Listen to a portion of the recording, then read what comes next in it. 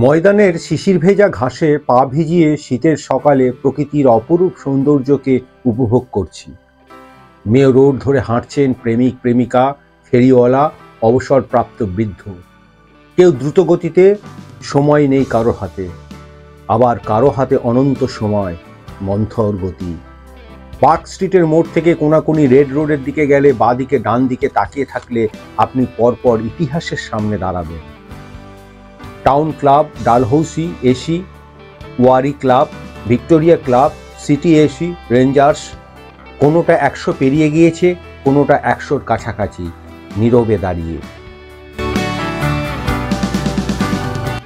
নমস্কার, জিরো ব্যালেন্সের পক্ষ থেকে আমি সাধন চক্রবর্তী। আজ আমরা চলে এসেছি কলকাতার ঐতিহ্যবাহী প্রায় 100 বছরের উপরের ক্লাব ময়দানে। আমরা ক্লাবগুলোর সন্ধানে। কলকাতা তথা বাঙালি ফুটবল অন্তঃপ্রাণ। কলকাতা ময়দানে অজস্র ক্লাব 100 বছর পেরিয়ে গিয়েছে।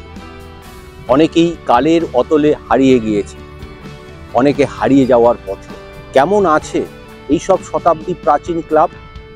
উত্তর খুঁজতে চলে এসেছি কলকাতার ময়দানের ক্লাবগুলিতে। চলুন স্মৃতির সরণি বেয়ে চলে যায় অতীতের গৌরবময় দিনগুলিতে। কলকাতা ময়দানের আনাচে কানাচে ছড়িয়ে পড়েছে ইতিহাস। বিদেশি শাসনের বিরুদ্ধে নিজেদের অধিকার বুঝে নিতে বারে বারে ক্রীড়াঙ্গন পরিণত হয়েছে রণাঙ্গনে। কলকাতাকে বলা হয় ভারতীয় ফুটবলের মক্কা, যার 3 প্রধান: মোহনবাগান, ইস্টবেঙ্গল এবং মোহামেডান স্পোর্টিং ক্লাব।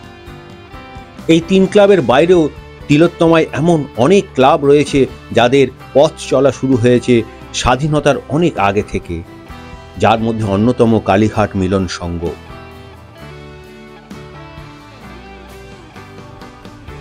বাংলার বাঙালি খেলা অন্তঃপ্রাণ। কাগজ খুললে তো মোহনবাগান, ইস্টবেঙ্গলের খবর পাওয়াই যায়। আর এই ক্লাবগুলো কেমন আছে, কিভাবে চলে ক্লাবগুলো? 60, 70, 80-র দশকে রেডিওর ফুটবল ধারা বিবরণী যাদের কানে লেগে রয়েছে, তাদের কানে এখনো অনেক ক্লাবের নাম: কুমোরটুলি, রাজস্থান, ওয়ারি, খিদিরপুর, এরিয়ান, বালি প্রতিভা, ভাতৃসংঘ, ঐক্য সম্মেলনী, আরও অনেক। সেগুলোর কোনোটা 100 পেরিয়েছে, কোনোটা অত নয়, কোনোটা হয়তো কালের গহ্বরে মুছে গেছে। কলকাতার সবচেয়ে পুরনো ক্লাব কি?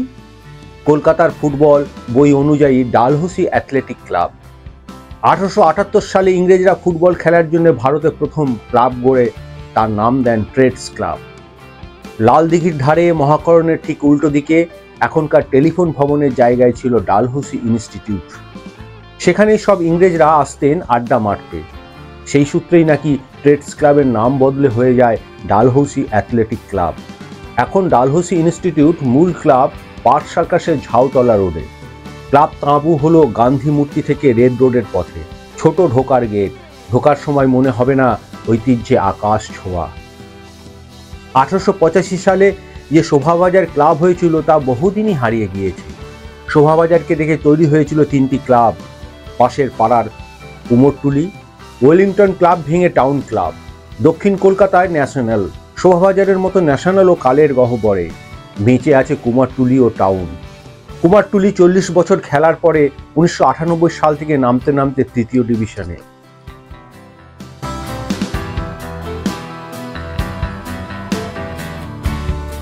ভারতীয় ফুটবলের ইতিহাস সেই কবে থেকে ময়দানের জার্সি পরে বসে রয়েছে।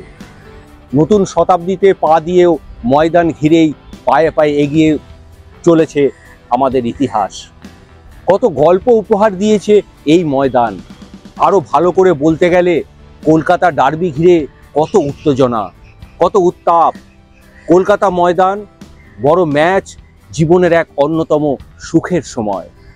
সবুজ ঘাসের সঙ্গে যুক্ত মানুষগুলোকে কখনো ভুলতে পারবো না আমরা। কুমারটুলি পার্কের গায়েই কুমারটুলি ক্লাব, বিবেকানন্দের ক্লাব, টাউন ক্লাব। যে মন খুব খারাপ অবস্থায় পড়ে ময়দানে, তেমন দশা নয় কুমারটুলির। সেই কুমারটুলি প্রথম বাঙালি ক্লাব হিসাবে কলকাতা লিগ চ্যাম্পিয়ন কুমারটুলি। বলা হয় কলকাতা ফুটবলে ইংরেজদের বর্ণবিচারের প্রথম শহীদ কুমারটুলি। 2য় ডিভিশনের চ্যাম্পিয়ন, আইএফএ শিল্ড রানার্স হয়েও তাদের প্রথম ডিভিশনে খেলতে দেওয়া হয়নি। তখন নিয়ম ছিল দুটোর বেশি ভারতীয় দলকে প্রথম ডিভিশনে খেলতে দেওয়া হবে না। মোহনবাগান ও এরিয়ান তখন প্রথম ডিভিশনে, কপাল পুরল কুমারটুলির। মোহনবাগান, ইস্টবেঙ্গল, মোহামেডান, এরিয়ান কিন্তু প্রথমবার দ্বিতীয় ডিভিশনে চ্যাম্পিয়ন হয়ে ওঠেনি, সরাসরি খেলেছিল। ক্রিকেট লিগের প্রায় পুরোটাই ছিল খোলা মাঠে, একেবারে মতি নন্দীর ননিদা নট আউটের পরিবেশ। মোহন, ইস্টের পাশাপাশি স্পোর্টিং ইউনিয়ন, কালীঘাট ছিল জবরদস্ত টিম। আমাদের ক্রিকেট বোধের উন্মেষ 1969-এর বিল লরির অস্ট্রেলিয়ার টিমের সফরের সময়। 67 থেকে এক ঝাঁক নতুন খেলোয়াড় ভারতীয় দলে এলেন। বাংলা থেকে সুব্রত গুহ, অম্বর রায়। জন্মলগ্ন থেকে ফুটবল একটি আদ্যন্ত রাজনৈতিক খেলা। এই খেলা কেবল বিনোদন নয়, এর সঙ্গে জড়িয়ে আছে আত্মপরিচয়। লাতিন আমেরিকার বিখ্যাত ভাষ্যকার এদুয়ার্দো গ্যালোনো তাঁর football in the sun and shadow বইতে স্পষ্ট ভাষায় এই কথাগুলোই লিখেছেন। ফুটবলের ইতিহাস ঘাঁটলে দেখা যাবে, বিশেষত ক্লাব ফুটবলের ক্ষেত্রে এর চেয়ে সত্যি কিছু হয় না। বিশ্বখ্যাত এবং অখ্যাত নানা ফুটবল ক্লাবের তৈরি হওয়া, গড়ে ওঠার সঙ্গে জড়িয়ে আছে একটি জনগোষ্ঠীর ইতিহাস। সেই জনগোষ্ঠী যাদের রাজনৈতিক পরিচয়ই ক্লাবের সমর্থক গোষ্ঠীর আত্মপরিচয় হয়ে দাঁড়িয়েছে। ভারতীয় ফুটবলের প্রাণকেন্দ্র কল্লোলিনী কলকাতা আজও, কারণ এই শহরেই আছে 3টি শতাব্দী প্রাচীন ক্লাব যাদের নিজস্ব সমর্থক গোষ্ঠী আছে। যে সমর্থক গোষ্ঠী জন্ম নিয়েছে, লালিত হয়েছে জৈব প্রক্রিয়ায়। কোনো ফ্র্যাঞ্চাইজিস ভিত্তিক কর্পোরেট লালিত বিজ্ঞাপনী সমর্থক গোষ্ঠী এরা নয়। ফুটবলের ইতিহাস ঘাঁটলে দেখা যাবে, বিশেষত ক্লাব ফুটবলের ক্ষেত্রে এর চেয়ে সত্যি কিছু হয় না। বিশ্বখ্যাত এবং অখ্যাত নানা ফুটবল ক্লাবের তৈরি হওয়া, গড়ে ওঠার সঙ্গে জড়িয়ে আছে একটি জনগোষ্ঠীর ইতিহাস। সেই জনগোষ্ঠী যাদের রাজনৈতিক পরিচয়ই ক্লাবের সমর্থক গোষ্ঠীর আত্মপরিচয় হয়ে দাঁড়িয়েছে। সময়ের সাথে সাথে ফুটবল বেশি বেশি কর্পোরেট হয়ে উঠলেও এই সমর্থক গোষ্ঠী সেই রাজনৈতিক পরিচয় বদলায়নি।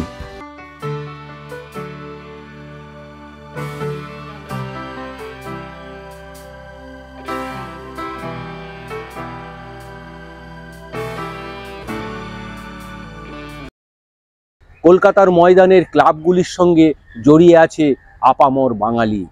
বাংলার খেলায় আমাদের আবেগ যেন আগের মতোই থাকে, এই আশা আপনাদের কাছে রাখি। বাংলার খেলায় বাঙালি ফুটবলার বাংলার সঙ্গে থাকবেন আপনারা, এই আশা রাখি। ভিডিওটি ভালো লাগলে লাইক, শেয়ার এবং সাবস্ক্রাইব করবেন। কলকাতার ময়দানের সঙ্গে থাকবেন, কলকাতার ক্লাবগুলির সঙ্গে থাকবেন। ভালো থাকবেন, সুস্থ থাকবেন।